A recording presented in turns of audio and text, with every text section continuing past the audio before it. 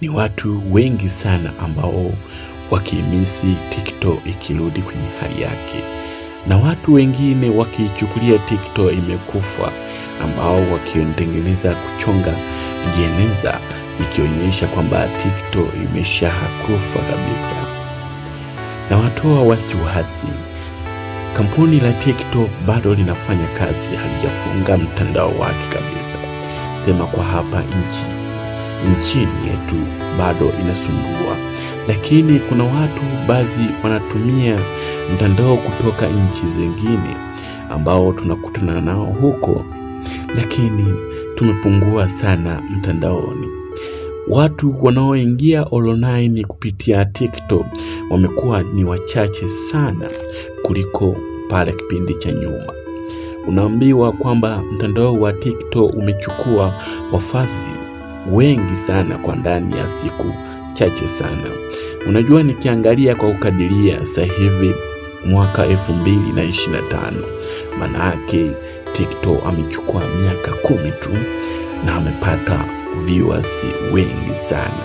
Unajua, na wafadhili wengi sana wanaomtegemea kwa sasa, na ndio maana watu wakionyeshwa jeneza la TikTok likifa wametoa majonzi sana, maana watu wengi sana wametamani kurudi TikTok kwenye hali yake ili wapate vituko vingi vilivyotokea duniani.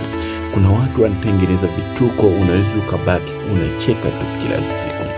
Unajua, kuna watu wengine walikuwa wamepata kabisa sehemu ya suluhisho, wakipata mawazo huwa wanaenda kujisahulisha huko, maana wanaweza kukutana na watu mbalimbali wachekeshaji, na watu kuwaona wajinga, na watu kuwaona kwamba ni wabunifu sana, na watu kuwaona wenye elimu nyingi sana.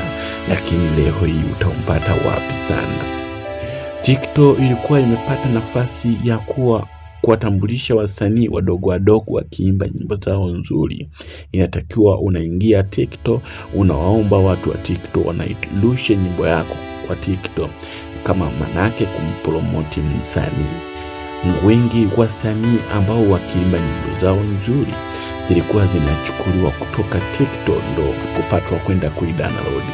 Sio kipindi cha nyuma kudownload tu unarusha mtandaoni. Leo hii TikTok ikionyeshwa imeenda kuzikwa, watu wamepatwa na taharuki na kuwa wana wasiwasi kwamba TikTok itakuwa kweli imekufa au la. Mimi nawaambia TikTok sisi bado huku tunaitumia. Kama wewe hauitumii, inatakiwa